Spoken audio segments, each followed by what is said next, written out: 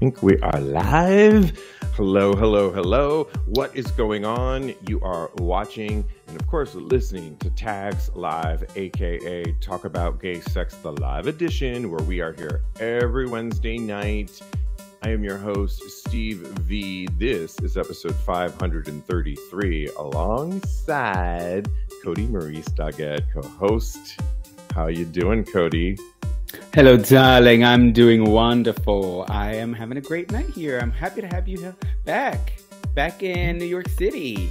I am. It is freezing here. We're not going to even lie and act like it. I've been doing this show a couple weeks in the new year in sunny, beautiful Puerto Vallarta, where it's actually the best time of year to be in Puerto Vallarta this time of season, because it's not hot, it's not muggy, it's like perfect.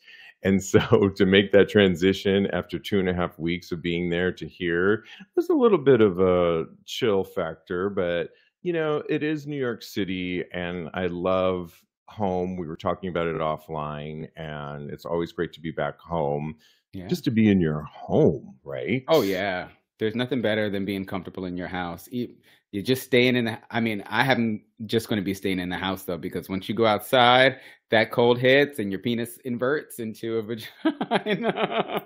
Well, but we make it work here in New York. You know what? You got to go out in style. You got to be fashionable. I might go to the jockstrap party later on tonight. And oh, are you? I might, if you're welcome to come and join me. Oh, anyways, we got a show to do, child. We'll talk about that later.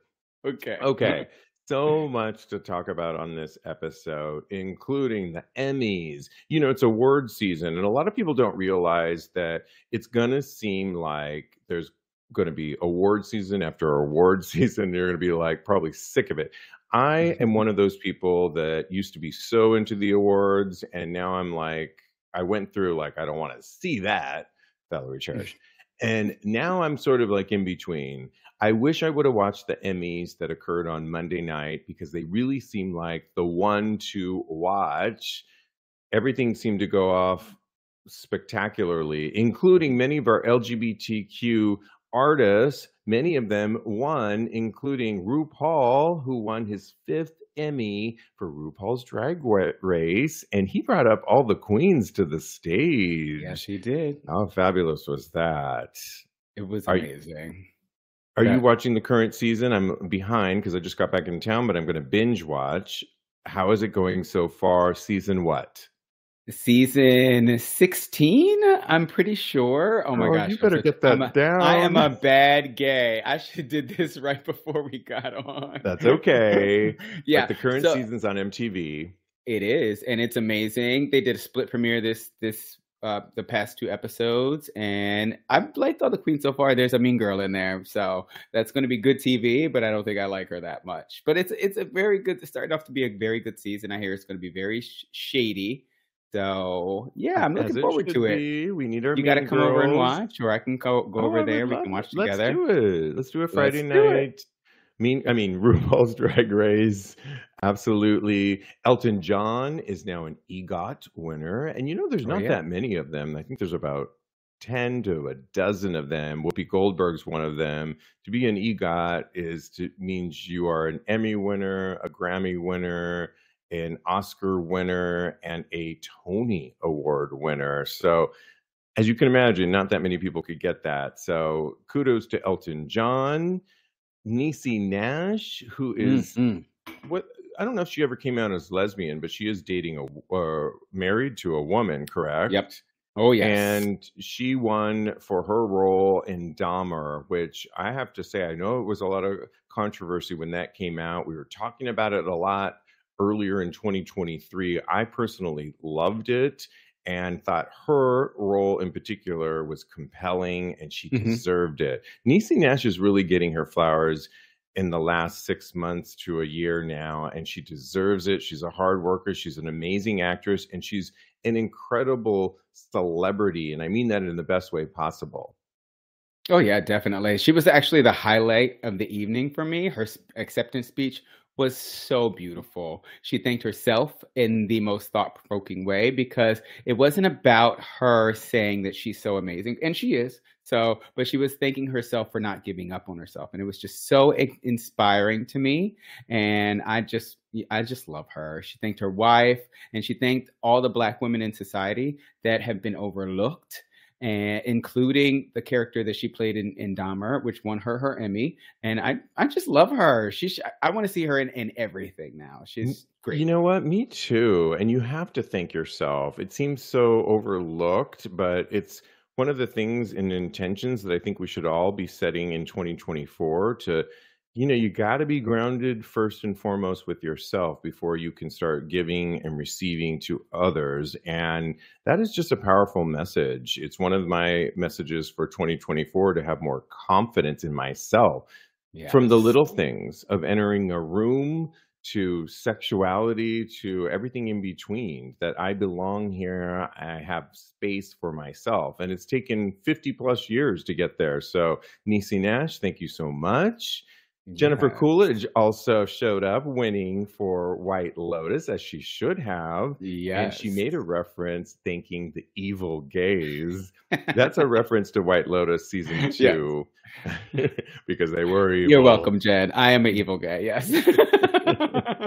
So fabulous. We just love Coolidge, Jennifer, and not the Coolidge effect. We like Jennifer Coolidge. You'll know what we're talking about if we're referencing episode 532. Keep up with us, people. Come on. And then we have to talk about somebody that we've been talking about all in 2023, and I love that he's continuing his throne in 2024, Pedro Pascal, who walked the red carpet with his sister, Lux. Lux, as some of you may or may not know, is his sister who is trans, and they were matching beautifully, walking down the red carpet, looking stellar. And you can tell that the Chileans are serving it up. And I just loved that he chose his sister, and he's been standing up for his sister for quite a long time, for her, as a transgender woman. And I think, wow, we should mention, was up for lead actor in a drama series for playing Joel in The Last of Us. And I didn't watch that yet, but I would love to. Oh, it's so good. And he's also been quoted as saying he's very protective of Lux, who is 17 years younger than him. She is and has always been one of the most powerful people and personalities I've ever known. My protective side is lethal, but I need her more than she needs me, he said. And he's so amazing. He's so amazing. And coming from, I'm so close. I know you know my sister, and we are such advocates for each other. And she has been such a strong ally in my world for so many years. We've worked together, and to see this with Pedro is beautiful. And I love that. Yes. And I love Lux. She's gorgeous. And I think this is the first time I've ever seen her out in the wild. And I think that he is such a staunch supporter of our community. And I'm just so happy that he's doing these amazing things and really expressing his gratitude for his family, for his sister, because it means so much to the world to show everybody that as long as you love these people, then it doesn't matter whatever category they fall into. Absolutely. And lastly, we wanted to shout out to Joel Kim Booster and his boyfriend, John Michael Kelly. John Michael Kelly works in the gaming industry. And Joel, as many of you know, is the writer of Fire Island. And he was nominated for the film Fire Island. I think for the film, yes. He was nominated for Outstanding Television Movie. It didn't win. Weird, the Al Yankovic story won ahead of him. I think actually Fire Island should have won, but to be honest, I didn't watch the other one, so I don't know. But doesn't matter. It must have been a strong category because Fire Island was so good. And it's nice to see, the article said that these two, Joel Kim Booster and his boyfriend, have been together for years. You thought off camera, you were telling me that they've been together only a couple of years. Do we now Yeah, I know thought it how was like long? 1 or 2. No, they're very private about the relationship. So I did as much diving as I could, and I couldn't find anything. Everything just says a couple of years, because they're so protective of the relationship. So it was really good to see them on the carpet together, being so lovey-dovey too, because again, it normalizes all these things. And I still think it's just 2 years, which, like you were saying off camera, that's actually a really long time in the gay world. It really is. And so whether it's 2 years or longer or whatever, they look amazing. I love that they were showing affection for each other, and kudos to both of them. So love Yeah. that. It's normalizing all of this. We are live actually in front of a Oh, live yeah. virtual audience. I see some familiar faces, names, and anything that anybody wanted to say before I move on to our next topic, Cody. Bryce says that exquisite acting in Dahmer. Bryce actually went to Milwaukee to pay respects to the victims of. He went last year to pay respect to the victims of Jeffrey Dahmer. He also goes Wow. on to say that he's asking us, did we like the Fire Island movie or reality TV show better?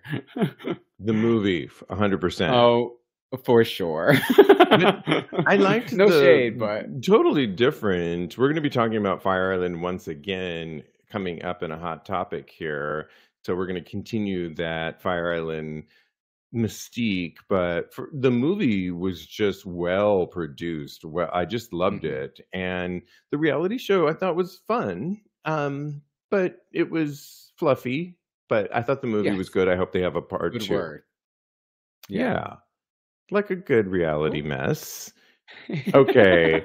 We had to follow up with Lil Nas X. We were talking about him on episode 532 with his brand new single and companion video, J Christ. And what we were saying about it is it has a lot of religious influence, a lot of religious imagery in there. He is playing Jesus in there. Well, he divides the internet after issuing an apology. He actually had this 4-minute video, and one of the things he said is, I messed up really bad this time. He essentially was saying that he's not necessarily apologizing for the music, the song that's out there, Mhm. because what he was really trying to say is, like Jesus, I'm back. It was a reference, and that was it. But what people are coming for him, or what he thinks a lot of people were coming for him, was all the pre-Twitter and social media that he put out there to promote J Christ. And a lot of it had to do with him sitting down in front of what is known in Christianity or Catholicism is taking with the wine and the little wafers, the Mhm. communion, if you will. And Yep. he at one point is consuming mounds of those little wafers. They weren't the real communion wafers, and drinking these little shots of wine. They weren't the real blessed body of wine. And he wanted everyone to know that. He just thought it was being fun. I've made fun of those things back in the day when I was in Catholic school too.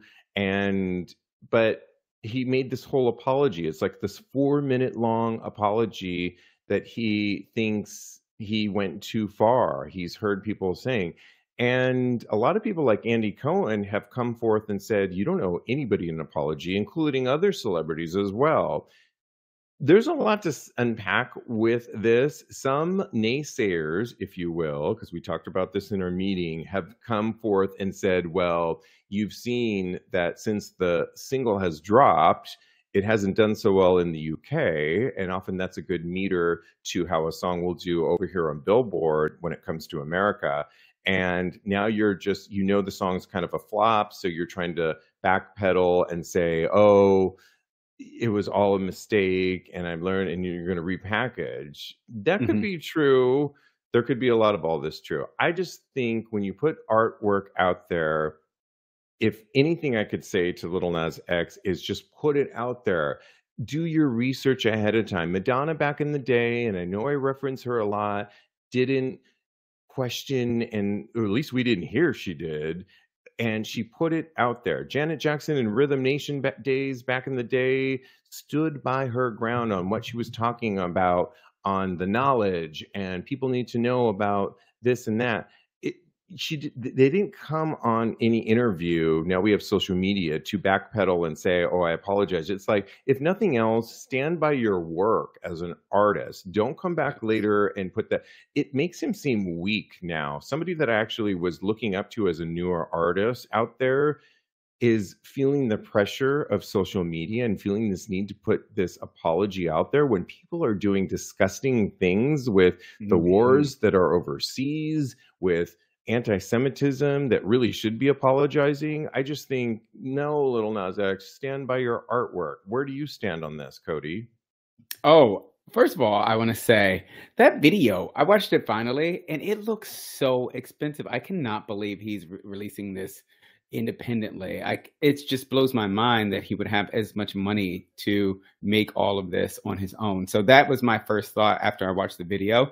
But then I watched the apology video, and I think personally that he doesn't owe anybody shit. Okay. And I said that with my chest because this is his artistic vision, and he's speaking his truth and how he feels through his artwork. Now, the biggest concern for an artist in this life, I feel like, is that they are misunderstood and their artwork is misunderstood. And I think that that's where this apology is coming from, really. He's trying to explain himself and apologize for his vision being misinterpreted and possibly offending people. I agree that it does make him look a little bit weak, because he should stand 10 toes in and say that this is my vision, this is my art, this is what a piece of who I am. And if you don't get it, then that's fine, but don't come for my neck, because other rappers have done this before. His namesake Nas, he dressed up as Jesus Christ before. There was no blowback there. When Kanye did it, there was a little bit of backlash, and when Madonna did it, there was backlash too. But other people have done this before. This is not anything new. Jesus is a recognizable figure out there in the world. And for artistic purposes, I think it's perfectly fine to utilize his image. Yeah, I mean, if you just want to be an artist that puts out music that is PG, if you will, not offending anybody, great. But if you're go do a Carpenters or what is that? The Donnie and Marie Osmond? Yeah, I mean, do that. But I just think in this, he knows social media. His team knows social media. He knew what he was doing when he put this out there. You're going to get blowback no matter what you do in this current climate. I just think, my goodness, stand by your work. If you haven't learned anything from the David Bowies of the world, from EGOT, Elton John of the world, we could go on, Madonna, all of them, you need to stand by your work. You need to really focus and figure out if this is the messaging that you really want to put out there, but then you need to stand by it. And unless you've done something that has really crossed a line that is anti-Semitic that we've seen recently, or I mean, Kid Rock doing all kinds of crazy shit out there with Bud Light and on and on. I mean, it's like, stand by your work, Lil Nas X, and come on. I thought you had a bigger backbone than you did, and I don't know. It's a little bit like, not sitting well with me. So, he definitely needs to come back and say, I'm not sorry. If you're going to go that far, if you're going to be an artist that's going to go that far, and you know the game right now that's escalated with social media, then you need to also stand by your work. I mean, that's right. Yeah, but anything we want to read, Oh, I was just going to say, the art is so much better when you're pushing society forward and pushing the boundaries of things. So I see that all of this is wonderful, and he just needs to stand by it. So yeah, Bryce says that he loves communion grape juice, and he thinks that Lil Nas X is only apologizing because something is happening behind closed doors that scares him. And he says, what did Reverend T.D. Jakes say? And I have no idea. And he also go on to say that people complain less when Gaga made Judas. Just saying. Okay, got it. And then Doug says he should stand by his work, and if someone doesn't like it, they don't have to watch it. There it is. Bloop bloop. Absolutely. Love it. Okay, well, this next topic is on to season 2. And we're talking about For the Love of DILFS, Daddies I'd Like to Fuck, season 2. And it's on the Out TV platform. You watched season 1, Kodi. It's actually hosted by Stormy Daniels, of all people. She's back for season 2. And they just announced season 2 will be back, returning another season. It's iconic. And I didn't watch season 1. First off, before we talk about the people that are the himbos versus the daddies, what did you think of season 1? Well, first of all, I want to say, do I qualify as a DILF? I don't know. I know. I think I'm definitely in that category. I think too. We're not himbos. That's for sure. We are definitely not himbos. No, and I'm a himbo passing. So but as are you. I'm definitely a daddy. And sometimes people don't believe my age because I was recently had my birthday and 53, and a lot of people were like, "What?" And I'm very thankful to my mother and for her genes and not looking exactly my age, or at least a lot of people didn't think I looked my age. Exactly. And so I'm very grateful for that. But I definitely would be in the more daddy side. Okay. And I'm fine with it. Yeah. And that's hot too. So yeah. But moving right along to season 1 of For the Love of DILFs, there was so much drama. I really, really enjoyed it. There was so much drama and cute boys, and romance was the most important thing that I think I really enjoyed, because I'm a romantic at heart. So you really got a sense romantical. I know, I'm such a sucker for romance. Me too. Good. I think you're really going to like this, because you get to see how a genuine connection can really exemplify or really expand and have a relationship grow, because these people just meet each other in this house. And then the connection and the vibes and things of that nature that go on from them interacting, you actually get to, it's palpable, the connection. You get to see it grow. You believe it.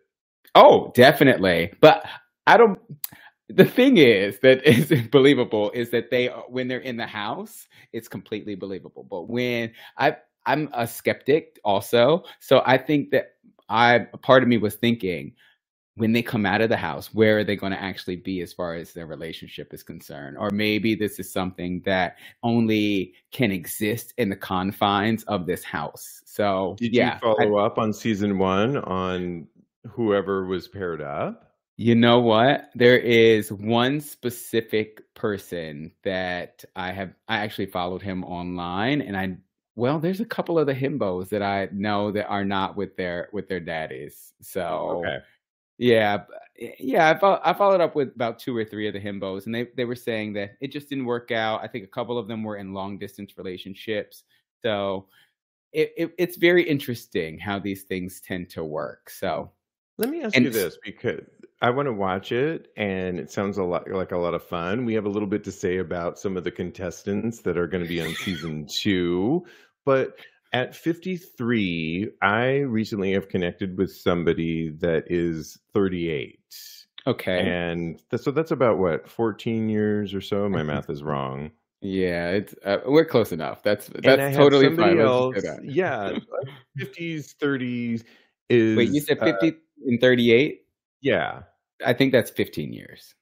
Oh, wow. Okay. So, but we are so connected on so many levels, and this person is an entrepreneur, and I just think that, I take that on as, if I need to be the daddy, I don't mind it. I just think a lot of people my age, I've tried to go on dates with people my age and older recently, and I don't know, it doesn't work for me. I have a more youthful spirit, and it's I'm not going like in the 20s here. It's like late 30s, y'all. So, and there's somebody else that I here in New York. I might be guilty of that. That's why I made that face. Go ahead, what you Yeah, I say? just think, yeah. So I don't know. I mean, they might be onto something. No, I totally get that. Although I know who you're talking about, right? So I think that he would not mind being the daddy in this situation. I think he would be totally fine with that. Well, we'll talk more about that in a little bit later. The one thing we'll post this on tagspodcast.com, episode 533, the new cast of season 2 of this series. And our one critique in our meeting was that they need to get a better photographer or have the photographer actually tell these, like, teach them better photography. Am I not right? You are totally right. I just feel like a lot of the contestants are much more attractive than what this photography has portrayed of them. When you're a photographer, you have to look at people and see what their best angles are. I think that is part of being a good photographer. You have to be able to look at people and discern which way they would look the best, and or just even play around with it and know people's angles and which angles look best for what type of people, and lighting. There's so much that goes into it. Lighting. And Hello. This was not it. I'm sorry to whoever this photographer is. I apologize for critiquing their work so harshly, but it was. I think that they can do better. That's what I'll say. I 100% agree with you. Okay. We have got to move on. We have got so much to talk about. We've barely scratched the surface. And Kodi, we got to pick these topics, right? Because there's so many good ones. You want to do the Fire Island one or the vegetarian one? Well, we put the vegetarian one off from last week, so maybe let's do that one. Let's do that. A study finds that vegetarian men are presumed less masculine and maybe even gay.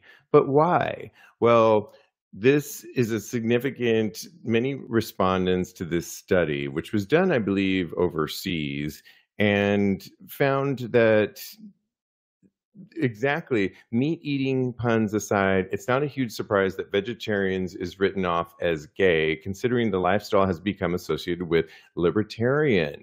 In fact, plant-based participants revealed they often felt perceived as trendy or fashionable for the diet choices rather than making a conscious, ethical, or health choice. And that being said, the study also found that women were more open to dating a partner who follows a plant-based diet than men were. So is it toxic masculinity, or is steak really just that good, is the question they're asking.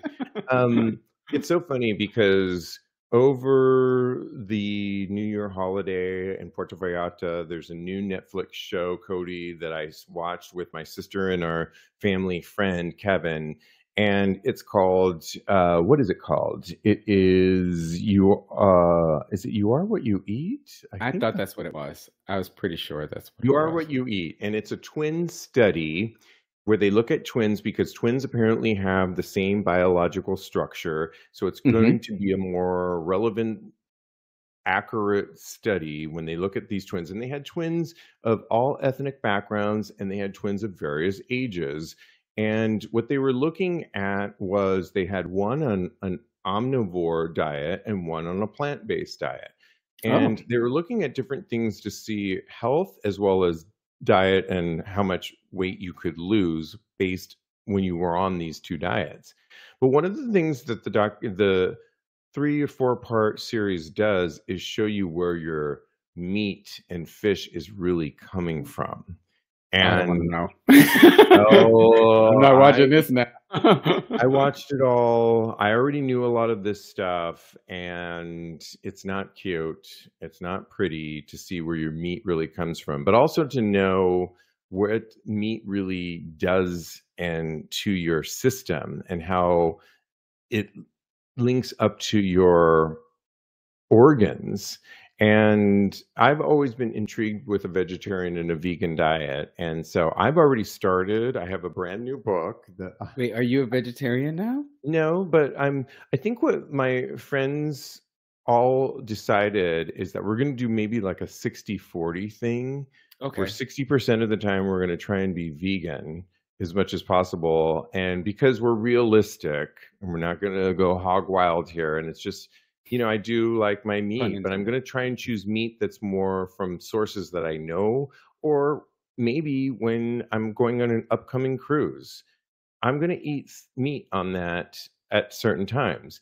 But I have been eating vegan and vegetarian since I got back, and I'm already enjoying it. I bought this book, and it's called, and it's called Plant Powered Performance. We need to get him on our other show, and he's a bodybuilder. And the one thing the one thing about this whole study is, like, are vegetarian men less sexy? Is so the one thing you learn about in this documentary series is that when you eat meat, you actually can get less.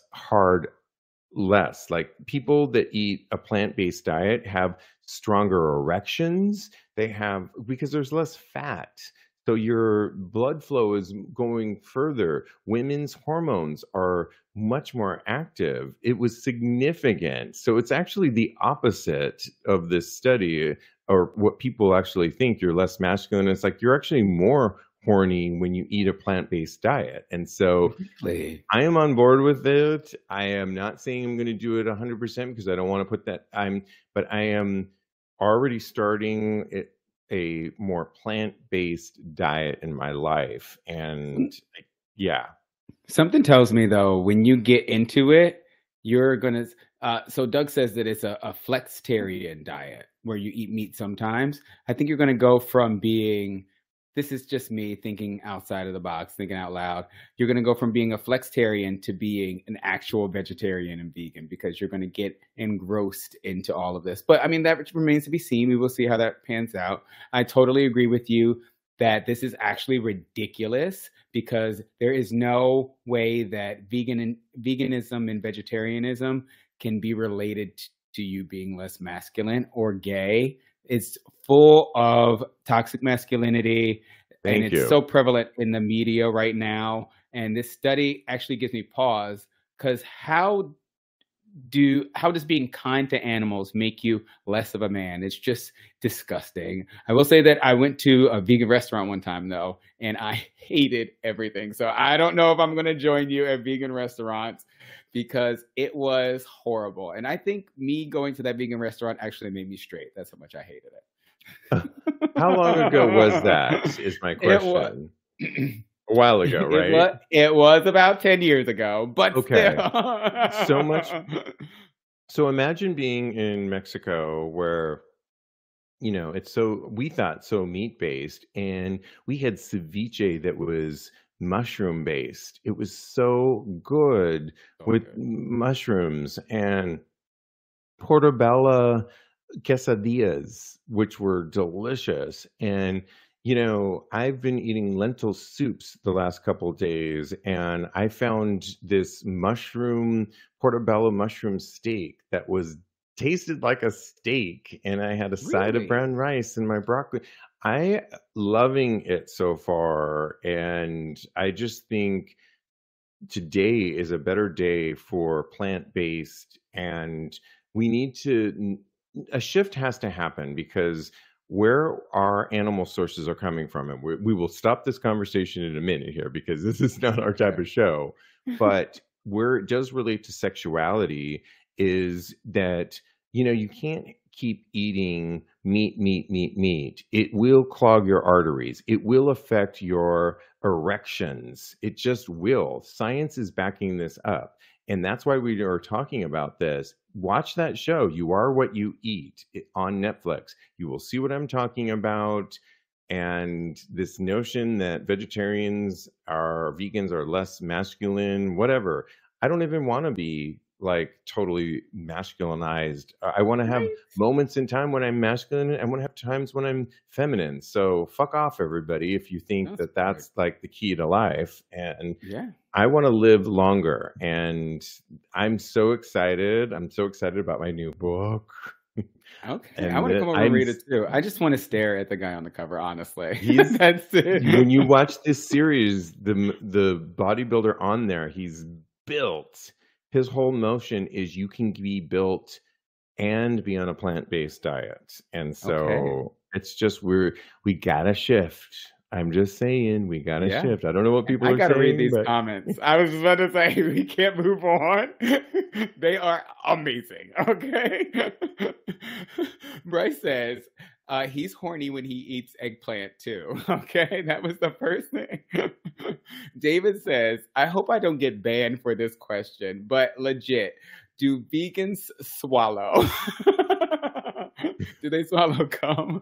Because then they wouldn't be vegan anymore. What do you think, Steve?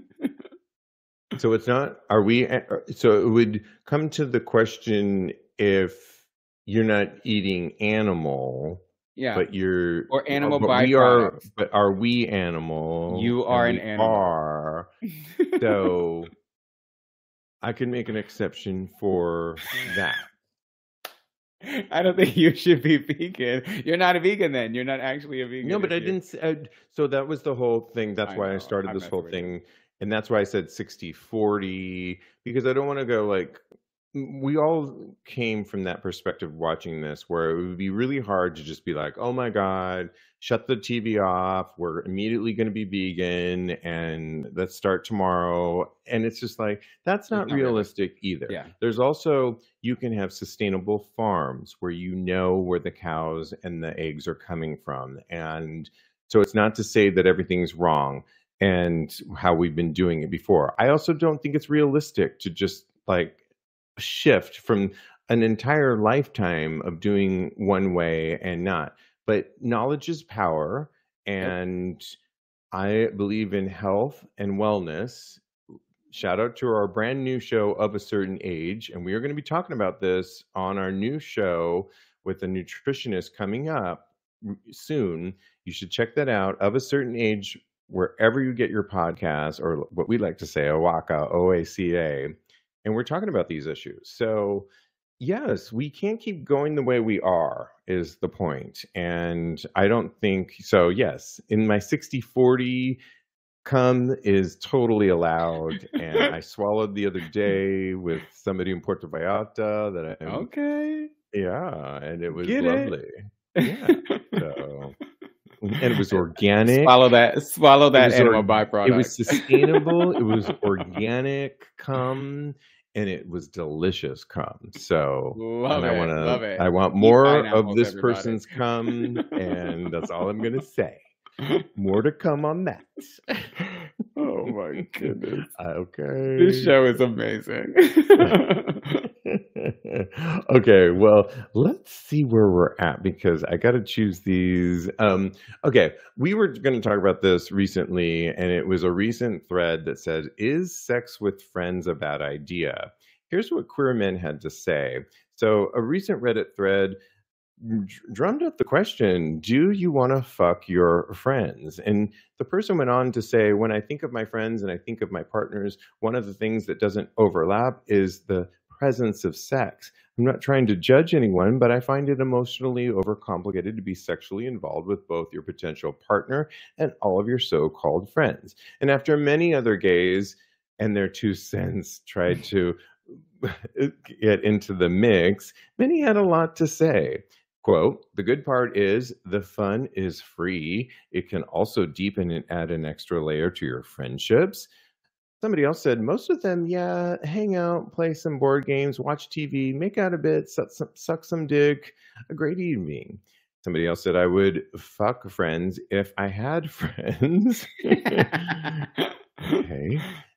Somebody else said, many of my friendships include sex. Usually I have met these people through sex first and then friendship developed. And that part I definitely can see and agree with.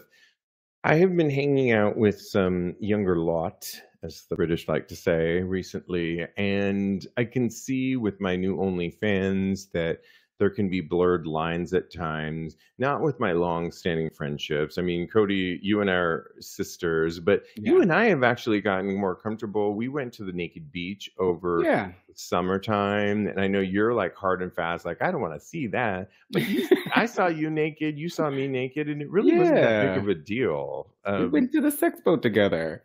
Yeah, I lost my laptop or stupidly left it in the TSA conveyor belt in New York City and was all up in arms and walked into you. You were sitting on the toilet, and I was like, because I was distraught, and I didn't even care. You didn't care either. But I was distraught.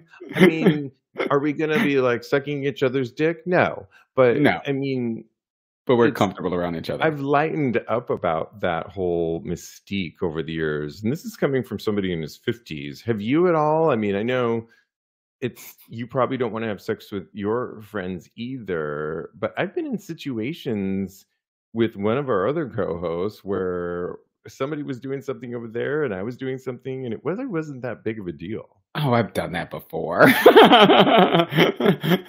If you don't have sex with your friend in the room, then what are you even really doing? And you're not with friends. your life? What are you doing with your life? If you guys can't have sex in front of each other, then who are you? You're not even really friends. Okay. But when it comes to actually having sex with my friends, I think that really blurs the line a little bit. And I'm speaking solely for myself. And it's not something that I feel like I could handle. I get some people can separate sex from romantic feelings, but I am not one of those people. If I do have sex with somebody more than one time and we kiki together and we hang out, we watch Drag Race on the television, then you are my man and you have nothing else to say about it. Yeah. So that's where I stand on all of this. I can understand if two people meet and they do have sex and then they don't have sex anymore and a friendship develops from their interaction on, maybe they met up at a bar or on one of the apps, and then they realize they're not compatible and then they move on to become friends after that. I totally can see that. Or I met somebody, I mentioned this in a previous episode. I went to speed dating here in New York City, and one of the persons that I was talking to they put us into groups. Like they only wanted us to be in 35 or younger or 36 or older. Of course, I was in the older one, but in the interim, I was talking to a guy that was in the other group. And we hit it off so much so, I know you know him, that we are such good friends. And we were able to post that on because they put a questionnaire on who would you want to meet up with again. We actually didn't want to meet up in that capacity or romantical. But he actually is seeing somebody in London now that is older than him. So I want to hear all about that. But we are so close. I really love this newer friend of mine and could not have, so age groups are a whole thing. And I don't know. Yeah, I get that. They're wonderful. I met them a couple times, several times. Yeah. And I have to say that you couldn't have found a better friend. So yeah. Exactly. So absolutely. Okay. Well, we have a few more topics to get into. And this one I've been wanting to talk to for a minute. It was a Reddit thread and it asked the question, are older gays interested in bottoming for younger guys? They wrote, I am a younger top who prefer having sex with older guys because their bodies are much more developed, but from what I have seen, most older guys want to be the top. Any tips? Well, you can imagine there was a lot to say, saying, hello, just call it out in your Grindr profile. You'll have an available messages from older bottoms. And somebody said, I'm 50 and a strict bottom, and yes, I enjoy a bottom top. However, I find most of the younger tops in my area are not looking for older bottoms. Somebody else, they continued with this, and I just have a little dissertation that I'll make a minute here. Oh, I can't wait. To say, as a 53-year-old who was always in the bottom stratosphere and meant to feel that way for so many years and embraced it, recently have really embraced my topness. But I have met a couple different people, one in particular, Kodi, I've talked to you offline with, that we had conversations about him being one age younger than me and me being my age, and how it's so fun to flip and one of us take the dominant role at some times and the other one take the dominant role at times. And we do it so effortlessly at times. And when one of us is dominant, we are in control. And when the other one takes over, he is in control. And it is effortless. We have both had amazing climaxes out of it. I don't think I have experienced this type of sexuality in my entire life. Oh. And it's so satisfying we have so many options of the things that we can do and the roles that we can play. And even though he's younger than me and I'm older than him, we play around with these. And I don't know that we really think about the age thing as much. Sometimes we say the poppy thing, and I enjoy being the elder of him, but sleeping together with this person has been so romantical. And sometimes he's in my little nook, sometimes I'm in his nook, and we just flip back and forth. And it's so healthy, and I just think this is what I want, and it is possible. So I don't think older gays should worry about it. Is like younger gays want to top.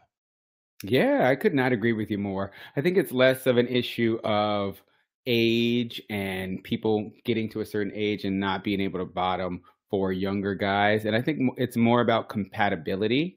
I think that if you are attracted to someone and you get to that stage where you want to have sex and you both decide that the older guy wants to bottom and then the younger guy wants to top, I think it's perfectly fine. It seems really hot to me. I've seen younger guys top older guys in porn before, and I think that it's super hot. So let's see more of that. I do think that there is pre-discerned societal guideline that in the gay community, if you're older, then you are perceived as the top.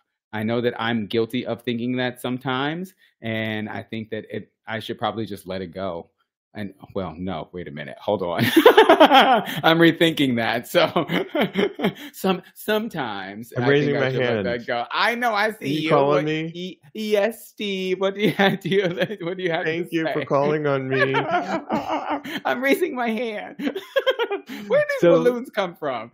I know, right? So to your point, as to give yourself credence on what you're saying, it's so weird because as I've gotten older, I've embraced being a top. And I was reading the story that we didn't include in today's, and one of the things was somebody having a tough time topping and getting hard, but putting a condom on. And I do remember in my earlier years trying to go that route and trying to put that condom on, and my dick going flaccid immediately.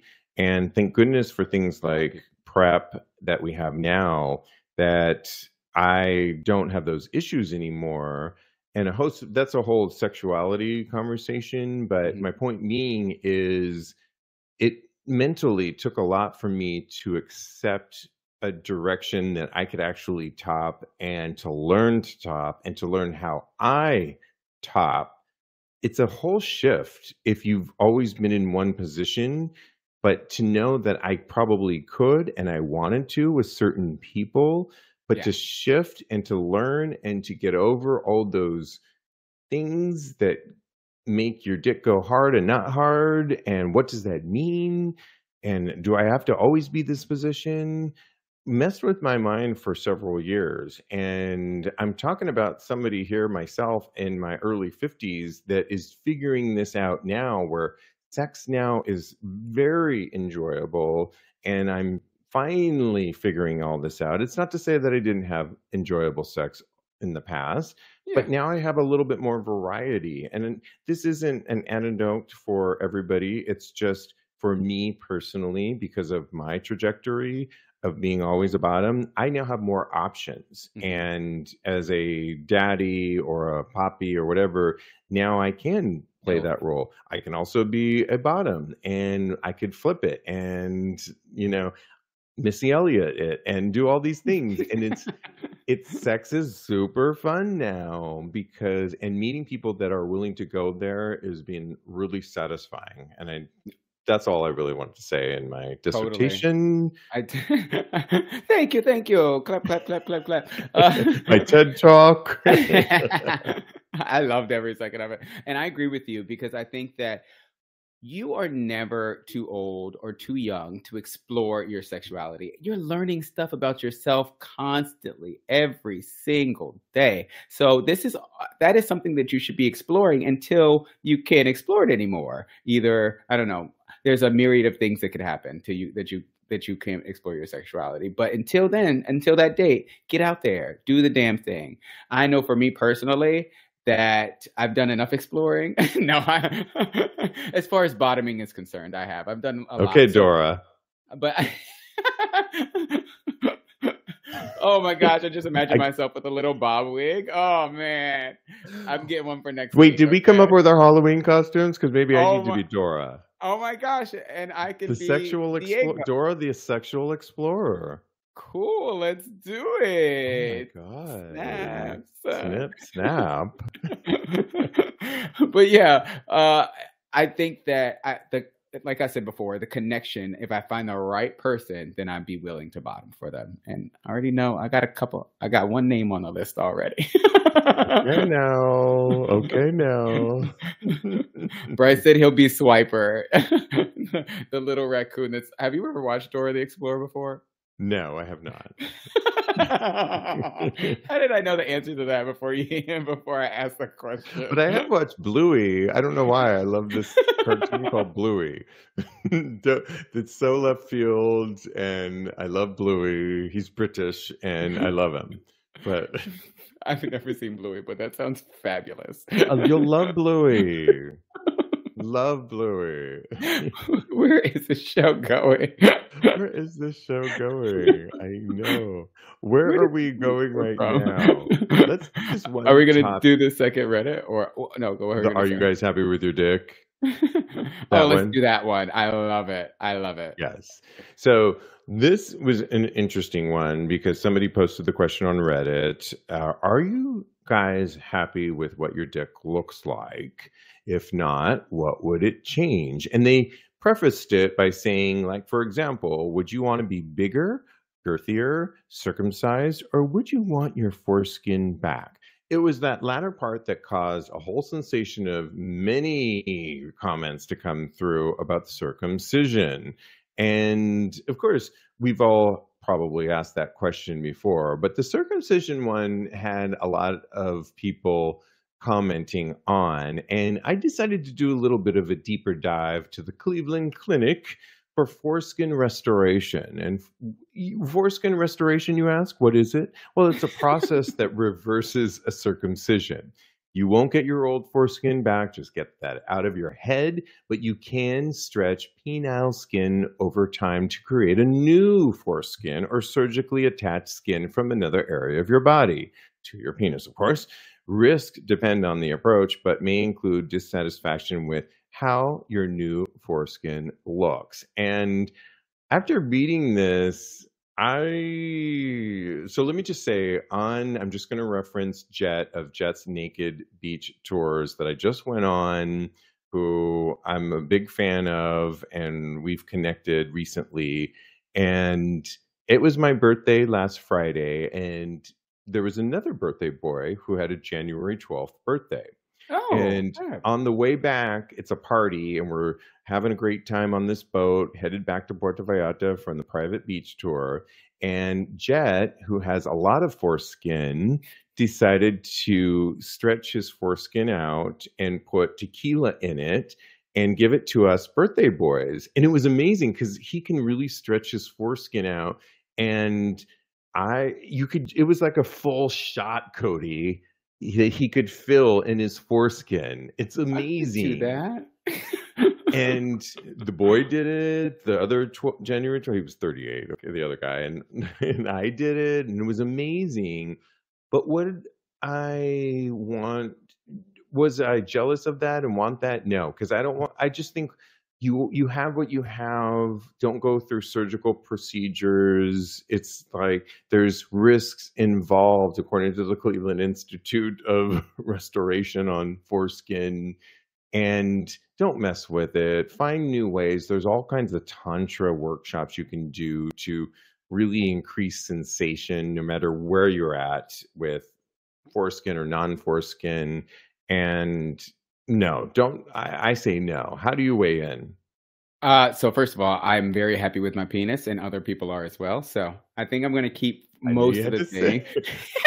You know, I knew we had to have a little bit of a caveat. You know that I had to stick it in there because, you know, pun intended. But so the only thing that I would change, if I could magically make my foreskin reappear, I definitely would. But this whole foreskin restoration thing, it seems really dangerous. Restoration hardware. You restore houses, you don't restore. Oh my God, things are so expensive there. Yeah, I can't believe it.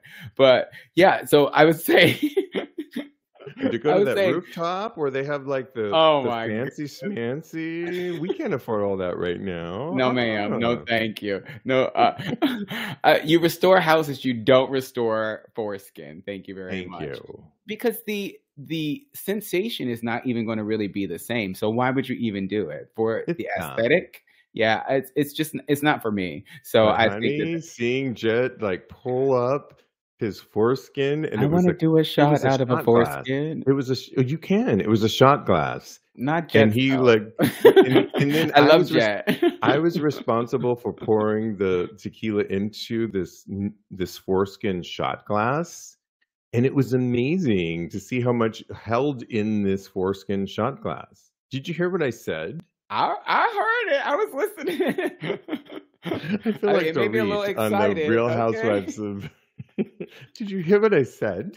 Okay. Doug says, I'm Jewish, so I didn't have much of a choice. So, no, I don't miss it or want it back. I get it, Doug. Amazing. Amazing. Wow. We've really gone there in a different way on this show. It's very interesting. I love every second of it. Yes. And lastly, where would I put that photo? Oh, I could do it. So, you know, we've in the past we've done this segment on, what is it called? Thirst Trap. Thirst Trap. Yep. Where porn stars, OnlyFans sensations have, you know, voted on. He hasn't come back with his 2024 version of it yet, but I thought over the course of my birthday, I would add my interpretation of it. And I know I don't stand anywhere near any of the people that have been in this category in the past. Come on. But Jet, who I've been talking, okay. How do we show? I'm going to put up a picture that I think could be my image for a runner-up. And how hot is this picture? I would vote for this picture. So, listening audience, when you're listening to this, I'll post this on taggedpodcast.com. I have a heart over where my dick would go because it was protruding outward, but it's Jet of Jet's Naked Beach Tours in Puerto Vallarta and myself, and we are on the VIP boat, because I want to mention that you can do that. You can just do the regular tour. You get a little bit more perks when you do this one, including the foreskin shots. And we were taking some pictures, and I couldn't help but the lighting looked so good, and Jet's legs are around me. I have a heart around where my dick was because I was really horny at the time. Well, thank you for that. So my eyes appreciate that. Whatever, bitch. But anyways, I thought that's my vote for 2024 current standing. Maybe it'll make it into Thirst Trap. or not. But anyways, that's my vote, and my vote too. It's a very hot picture. Yeah, you guys look great. Thank you. Yes, it was a lot of fun, and this has been a lot of fun as always. Yeah. We have a brand new podcast that's in its early stages, and we really want you to give it a listen. It's called Of a Certain Age OACA, OACA, and it's wherever you get your podcasts. And we are talking about life lessons in the LGBTQ community. We are talking about things like nutrition, stretching. We're talking about things, wellness, travel, retreats, supplements. What else, Kodi, are we talking about? Fashion. Yep. We talk about yoga. We talk about she put me on the spot. I can't think now. That's okay. We have it's all just to be your better self. And we go a little bit deeper on that with really special guests that we have recruited to be a part of that show. And we really want you to give it a listen because we're really proud of it. We started it in the late last year, and then we are continuing. It's called Of a Certain Age. You can follow it on Instagram, Of a Certain Age Pod, POD on Instagram. And we are up to episode 11. And this week's is with the author Matthias, who wrote a book called New Aging. And the book is so good. You need to check it out. Check it out, Of a Certain Age Pod, and wherever you get your podcasts, Of a Certain Age. Love it. Yes, it really is such a great podcast. Such a labor of love. It's so enlightening, and it just fills my heart with warmth to be out there doing the good fight, making sure people live out loud and age in the best way possible. So yeah, I really love it. And you can hear Kodi sing the theme song on every episode, and he will be releasing new music this year. So it's another chance to support Kodi and what he's doing. He's such a brilliant, beautiful singer and has such a soul. And you get that in the theme song Of a Certain Age. So shout out to you, Kodi. And yeah. And in the meantime, we thank everybody for following us tonight. This show gets repackaged. You can follow my co-host, Kodi. He is a life coach at KMD Coaching on Instagram, or follow his personal account at Mr. Maurice. Follow me. I am _Steve V on Instagram, or Twitter, where I am showing some fun new content at Tags Podcast, where you can see what my OnlyFans will potentially look like. You can also follow my OnlyFans at Sexy Poppy Steve V. New content every week, including this week with Jet of Jet's Naked Beach Tours. And in the meantime, continue having hot gay sex. Love it. Thank you, everyone.